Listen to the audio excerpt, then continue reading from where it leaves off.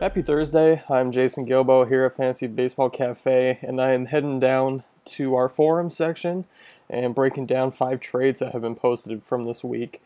This is just to help you guys get a gauge of some worth, as always, and get some ideas for some trades for your own teams.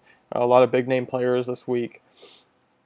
Trade number one, looking at Dallas Keuchel straight up for Stephen Vogt.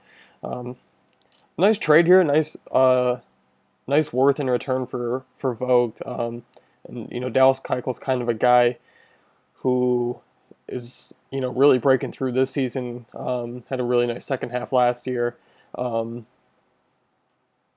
He has the Vogt owner has excess catchers. He has Lucroy and Ramos as his backups. So he can definitely ship. I like shipping off the best one there and getting a return for Dallas Keuchel. I'm looking at Dallas Keuchel, ninth best ERA in the league, 8 wins, really nice ground ball rate, average strikeout rate. So there's a lot to like about him going forward for the rest of the season as well. And while Vogt is kind of the better catcher of the trio, I have hopes for a turnaround from Lucroy. He's looked a little bit better since returning from injury, and Ramos has been a decent fantasy catcher behind the plate. So the upgrade in pitching is a lot greater than the downgrade behind the plate. I really like that move. Trade number two, another straight up position player for pitcher, Evan Longoria for John Lester. And I mentioned yesterday, John Lester is a nice buy low target, and Evan Longoria is just kind of all name, and no real great fantasy value right now. I think he's easily replaceable, so I like Eamon Longoria for Lester.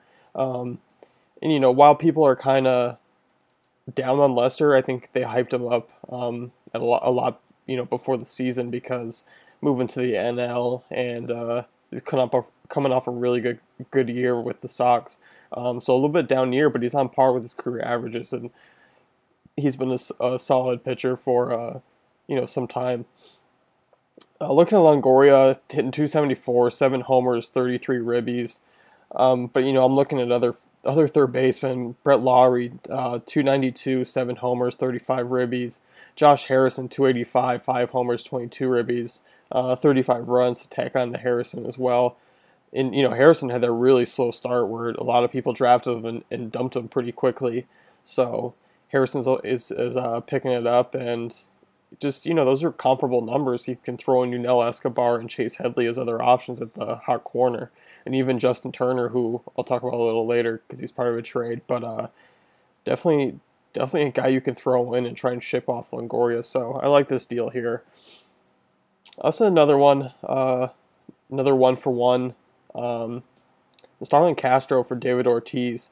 While Castro's having a decent year out of the shortstop position, it's solid, but yeah, it's he's putting out those meh results.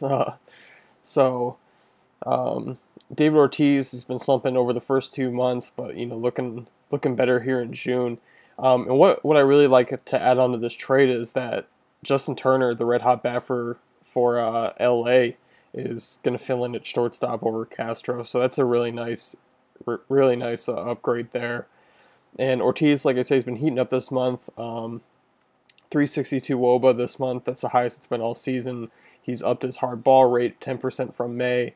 And just like I said, adding Turner and Ortiz over Castro is a nice move going forward. So I know people are kind of worried about Turner losing his spot. They got a couple guys in the minors that are highly touted prospects, but the way he's swinging the bat, I'm not sure how you take him out. So taking a look at trade number 4. Team A receives Corey Seager, Dodgers prospect for shortstop, and Adam Jones, while Team A is giving up Carlos Correa and Carlos Carrasco in a 7-player keeper league. This is an immediate decline for me. Carlos Correa has already come into the majors and been an immediate fantasy impact, and he may even have keeper value in a 7, especially in a 7 keeper league. And I really like Carrasco, although he may not be a keeper, but he's definitely a guy with a lot of value. And Seager's a pretty highly touted prospect. but nothing to tell that he'll come into the majors and have an immediate impact. Carlos Correa has been just progressing through the minors very quickly and already showing he can handle at the major league level. I know the upgrade for Jones is tempting, and his numbers right now aren't great. He's really cooled off. He's kind of dealing with some injuries as well, and looking forward in a 7-player keeper league, Correa has a lot more value going forward. Same with Carrasco if you decide to go that route. Jones is actually up there in age. He may seem young, but he's kind of getting to that age where he may start slowing down. Just there's a ton of guys coming into the league that you rather have, and his numbers will be replaceable in the draft. So I'm not looking to do that. Jones is really cooled off. No immediate value going forward. I'm definitely keeping the two Carloses there. Then trade number 5, Jacob deGrom for Jose Abreu. And this one I was kind of on the fence about. Not looking at rosters, I would much rather have deGrom over Abreu. But with the teams in place, shipping off deGrom, he has a ton of excess pitching. And he's trying to upgrade his utility spot, which he does with Abreu. While Abreu's not blowing anyone away this season, he's still producing a solid fantasy value. But the way deGrom is pitching and how young he is, and it is a redraft, so it's not a keeper league, but deGrom's wowing me this year a lot more than Abreu has. 2.20 ERA, a 26% strikeout rate. That's a lot to lose, and he's really turned up. I know kind of last year he had those bad home-away splits, but he's really figured it out. He's close. He's throwing 6 scoreless innings against Milwaukee right now, and he's coming in with a 1.53 ERA into today's game in June, and just adding that strikeout rate. A lot of people were worried about, is he going to come through a little sophomore slump this season, coming off the Rookie of the Year, but he hasn't. He's been by far the best pitcher out of the Mets staff so far this season. I probably would have added a little. I would have shot a little lower, trying to get Abreu, maybe someone in like the Scott Kazmir range, and maybe another player. I think giving up to deGrom's a little too much, but given the roster situation, I don't think it'll hurt the team too bad. So not a bad trade, but still, I'm a big fan of deGrom going forward. It's tough to give him up.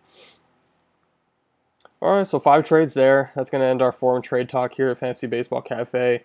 Always be sure to, I know it's crunch time, so a lot of big players on the move. Be sure to post your teams as well. It helps us and the Fantasy Baseball Cafe members give better advice instead of just looking at it as a whole.